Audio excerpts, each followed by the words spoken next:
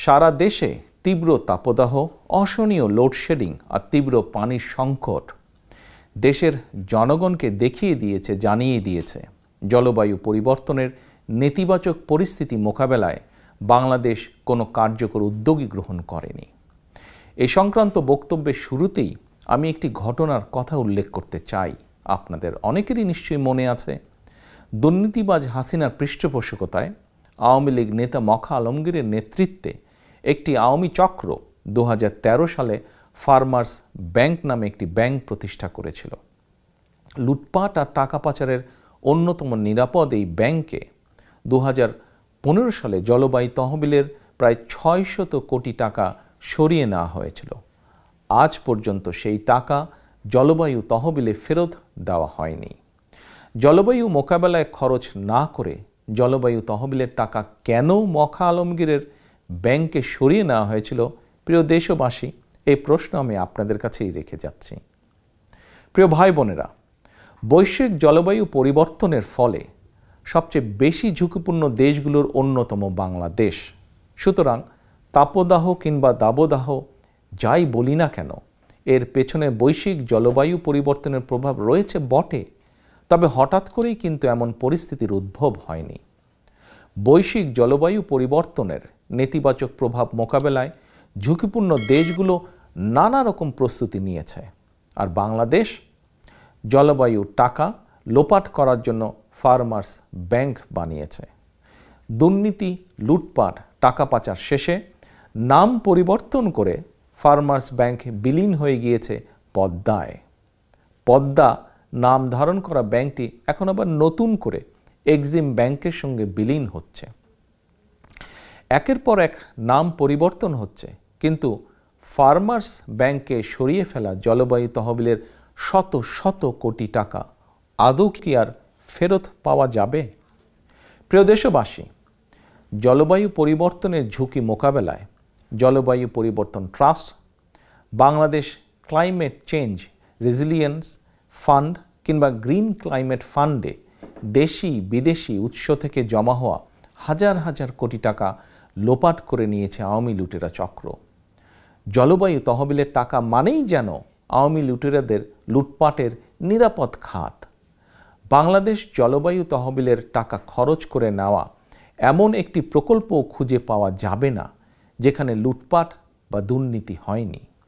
জলবায়ু তহবিলের ফান্ড পরিচালিত কমপক্ষে 60টি প্রকল্পের ব্যাপারে টিআইবি অনুসন্ধান চালিয়েছে এবং টিআইবি প্রতিটি প্রকল্পেই দুর্নীতির পুকুর চুরি খুঁজে পেয়েছে। জলবায়ু তহবিলের টাকা লুটপাটের দিকে নজর থাকলেও জলবায়ু মোকাবেলায় বিনা ভোটের সরকার কার্যত কোনো কার্যকর উদ্যোগই গ্রহণ করেনি। অতিবৃষ্টি, অনাবৃষ্টি, খরা, বন্যা, জলোচ্ছ্বাস নানা বিষয় তথ্য পেতে একটি আধুনিক কৌশল ও যন্ত্র নির্ভর আবহাওয়া বিভাগ অনিবার্য। অথচ দুদিন আগে সমগ্র দেশবাসী জানতে পারলেন বর্তমানে দেশের আবহাওয়া বিভাগের একটি রাডারও নাকি কাজ করছে না। তাহলে প্রিয় দেশবাসী, কিসের উন্নয়ন? যে উন্নয়নের গল্প আমরা এতদিন শুনলাম, কার উন্নয়ন? কাদের জন্যই বা উন্নয়ন? প্রিয় দেশবাসী, সাম্প্রতিক সময়ে গণমাধ্যমে প্রকাশিত একটি রিপোর্টটি কি? রাজধানীর বিমানবন্দর সড়কের দুই পাশে বনসাই গাছ লাগানো হয়েছিল, কিন্তু পরিবেশবিদগণ বলেছিলেন যেসব বনসাই গাছ লাগানো হয়েছে এগুলো ঢাকার মাটি এবং পরিবেশের জন্য মোটেও উপযোগী নয়। তারপরেও কিন্তু সড়ক এবং জনপথ বিভাগ বিদেশ থেকে জনগণের অর্থ ব্যয় করে প্রচুর টাকা দিয়ে এই আমদানি করা গাছগুলো লাগিয়েছিল।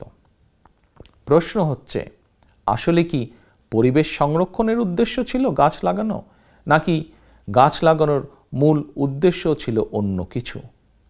প্রিয় দেশবাসী, জলবায়ু তহবিলের টাকাটা লুটপাটের পাশাপাশি চলছে প্রকৃতি এবং পরিবেশ বিধ্বংসী কার্যক্রম।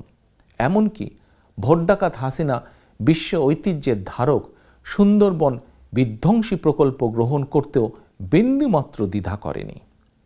উন্নয়নের নামে চট্টগ্রামে মনে হয় গাছ কাটার মহা উৎসব চলছে। পাহাড় কাটা, পাহাড় দখল রোধে কোনো পদক্ষেপই নেই। সম্প্রতি ভবন নির্মাণের নামে জাহাঙ্গীরনগর বিশ্ববিদ্যালয়ে 4 শতাধিক গাছ কেটে ফেলার সিদ্ধান্ত নিয়েছে কর্তৃপক্ষ। দেশ বৈশ্বিক জলবায়ু পরিবর্তনের হুমকিতে জেনেও তথাকথিত উন্নয়নের নামে গাছগাছালি কেটে খাল ডোবা জলাধারগুলো ভরাট করে মাঠ পার্ক দখল করে রাজধানী ঢাকাসহ দেশের শহরগুলোকে যেন কংক্রিট আর আবর্জনার শহরে পরিণত করা হচ্ছে। প্রিয় দেশবাসী ভাই ও বোনেরা, তাপদাহ কিংবা দাবাদাহের সময় নদীমাতৃক বাংলাদেশের নদ নদী হাওর খালগুলো জনগণের জন্য একটি আশ্রয়স্থল হতে পারত, বিশেষ করে গ্রামীণ জনপদের মানুষের জন্য। কিন্তু উজান থেকে নদী শাসন শোষণের কারণে ভাটির বাংলাদেশের নদ নদীগুলো প্রায় সারা বছরই পানিশূন্য থাকে। আর এই সুযোগে আওয়ামী দখলদার চক্র পানিশূন্য খাল নদ নদী দখল করে নিয়ে ভরাট করে ফেলেছে। আওয়ামী দখলদার চক্রের দখলদারিত্ব থেকে রেহাই পেয়েছে দেশে এমন একটি নদী কিংবা খাল খুঁজে পাওয়া যাবে কিনা যথেষ্ট সন্দেহের ব্যাপার। আমি জাতীয় গণমাধ্যমে কিছুদিন আগে প্রকাশিত একটি রিপোর্ট দেখেছিলাম। রিপোর্টটিতে উল্লেখ করা হয়েছিল বুড়িগঙ্গা, ধলেশ্বরী ও কালীগঙ্গা নদীবেষ্টিত কেরানীগঞ্জ উপজেলায় খাল ছিল কমপক্ষে 52টি। এর মধ্যে দখল আর দূষণে 40টা খালই প্রায় বিলুপ্ত, আর 12টি খাল এখন কোনো মতে অস্তিত্ব টিকিয়ে রেখেছে। দখলদার হাসিনা আরও কিছুদিন যদি ক্ষমতায় থাকতে সক্ষম হয়, তাহলে দেশবাসী দেখবেন এই 12টি খালের অস্তিত্ব হয়তো আর খুঁজেই পাওয়া যাবে না। প্রিয় দেশবাসী ভাই বোনেরা, বিভিন্ন গবেষণা সংস্থার পরিসংখ্যানে দেখা যায় 1971 সালে বাংলাদেশে কমপক্ষে 12 শতাধিক নদ নদী ছিল। এর মধ্যে 5 শতাধিক নদ নদীর মৃত্যু হয়েছে। 1974 সালে ফারাক্কায় বাঁধ নির্মাণের জেরে বাংলাদেশের নদ নদীর এই মরণযাত্রা শুরু হয়েছিল। নদী বিশেষজ্ঞরা বলছেন, উজানে নদীর পানি এবং পলিপ্রবাহে অব্যাহতভাবে বাধা সৃষ্টি, নদ নদীর অবৈধ দখল, অপরিকল্পিত অবকাঠামো নির্মাণ সহ নানা কারণে একের পর এক দেশের নদীগুলো মারা যাচ্ছে। একদিকে পানি প্রবাহ না থাকার কারণে, অন্যদিকে দখলদারিত্বের কারণে অনেক নদী প্রায় খালে রূপান্তরিত হয়েছে। অথচ জলবায়ু মোকাবেলায় বাংলাদেশের নদ নদীগুলো প্রাণ সঞ্চারী ভূমিকা রাখতে পারত। মানুষের বেঁচে থাকার স্বার্থেই দেশের নদ নদী খাল বাঁচিয়ে রাখা প্রয়োজন।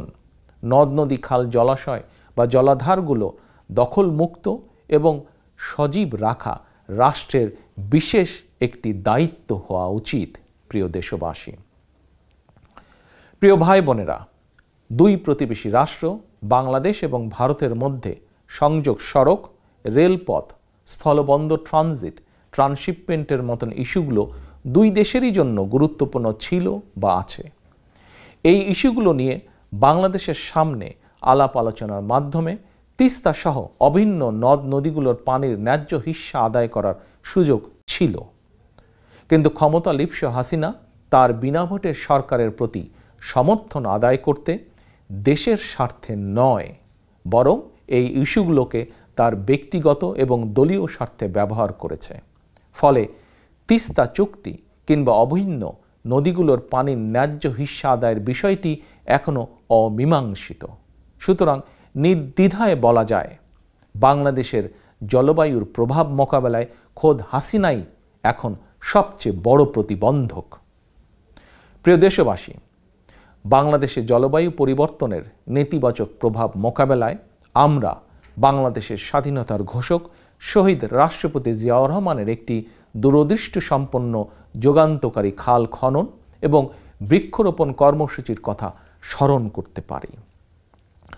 খাল কাটা হলে সারা, দূর হবে বন্যা খরা, এই স্লোগান নিয়ে শহীদ জিয়া সারা দেশে খাল খনন এবং বৃক্ষরোপণ কর্মসূচির মাধ্যমে দেশে সবুজ বিপ্লব শুরু করেছিলেন। Mother of democracy Khaleda Zia সরকারের সময়ও সবুজায়ন কর্মসূচি এগিয়ে নিয়ে যাওয়া হয়েছিল। জনগণের রায় বিএনপি ইনশাল্লাহ পুনরায় ক্ষমতায় এলে জলবায়ু মোকাবেলায় আবারও দেশে শহীদ জিয়ার সেই বিপ্লব কর্মসূচি পুনরায় শুরু করা হবে। প্রিয় দেশবাসী, আমি আর কথা বেশি লম্বা করব না। আমার শেষে দেশের সকল মানুষকে বলবো, একটু চিন্তা করে দেখুন, আওয়ামী লুটেরা চক্র বিদেশে সেকেন্ড হোম গড়ে তুলেছে, কানাডার বেগমপাড়া বানিয়েছে।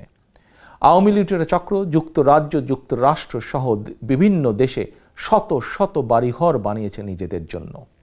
সুতরাং বসবাসের জন্য বাংলাদেশ যদি অনিরাপদ হয়ে উঠে, আওয়ামী লুটেরা চক্র নিরাপদে বিদেশে পালিয়ে যাবে। কিন্তু সাধারণ জনগণ কোথায় যাবে? দেশের কোটি কোটি জনগণ, আমাদের বিদেশে যাদের সেকেন্ড হোম নেই, আমাদেরকে বাংলাদেশেই থাকতে হবে। পরিবেশ বিরোধী স্বৈরানী হাসিনার দুঃশাসনের এই দহনকালে গণতন্ত্র কিংবা মানবাধিকার দূরে থাক, প্রকৃতি এবং পরিবেশও নিরাপদ নয়, বাংলাদেশ নিরাপদ নয়। সুতরাং জলবায়ুর নেতিবাচক প্রভাব মোকাবেলা করে আমাদের সবার জন্য একটি নিরাপদ এবং বসবাসযোগ্য বাংলাদেশ গড়ে তুলতে হবে।